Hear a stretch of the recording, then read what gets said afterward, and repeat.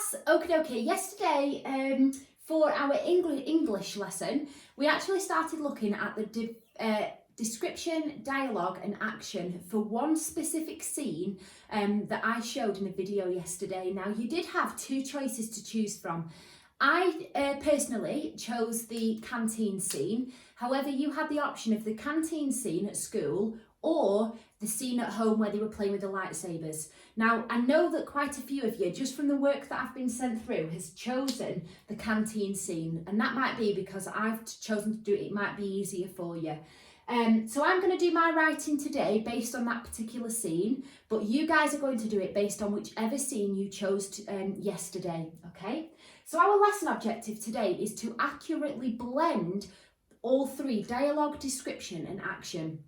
In the past, we have focused on just blending two of them together and making sure that we get that right with accurate punctuation. However, now that we are further on throughout the year, we should be able to blend all three and have it within actually one paragraph, okay? If we can get it within one sentence, then that's even better.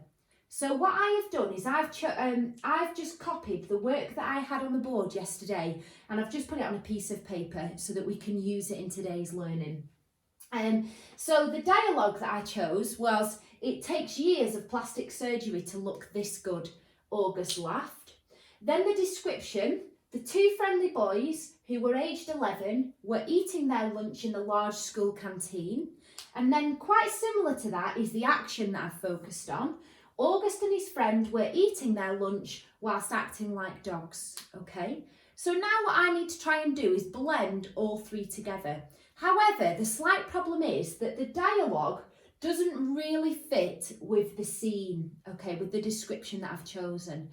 The dialogue that would fit here would be something to do with them eating, because that's what this description and action is about, okay? The description and action that would fit with this dialogue, however, is something where they're pointing and laughing at his face, okay? So I'm going to focus on these two as my description and action, and I'm going to add some slightly different dialogue in, all right? So I like to start my sentences sometimes with dialogue, and sometimes I like to focus on the description. However, for this one, I'm going to focus on the dialogue, okay? So what are the boys saying whilst they're eating their lunch, okay? They could be saying, "Ooh, look at her," or "What is he wearing?" Or they could be talking about what they're doing tonight, anything like that. So I'm going to say, start off with some speech. "I can't wait to play at your house." Okay? "I can't wait to play at your house tonight." Let's add a bit more detail in. And then that is going to be August that's saying that. So I don't like the word "said," as you know, so I'm going to change the word "said." So I'm going to have August mentioned.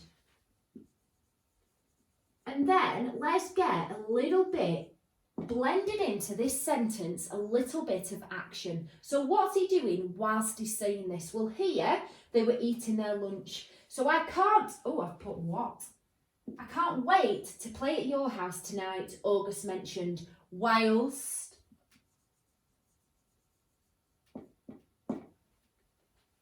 hungrily, again, I've added an adverb because it adds a little bit more description.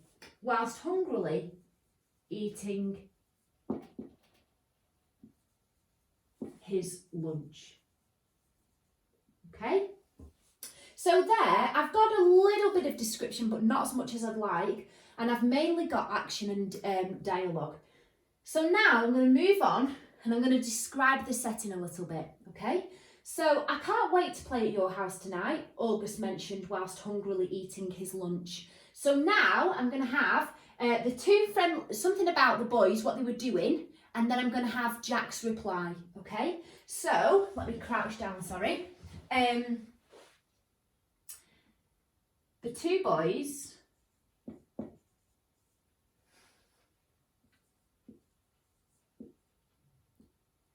who were sat in the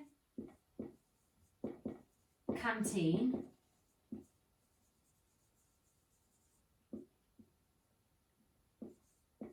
So that's my relative clause, which is similar to here, who were aged 11. So the two boys both, so if I pulled it out, it would still make sense. Laughed with excitement. So that's my description. This is my descriptive sentence, but now I want a little bit more dialogue from what Jack's reply is. The two boys who were sat in the canteen both laughed with excitement.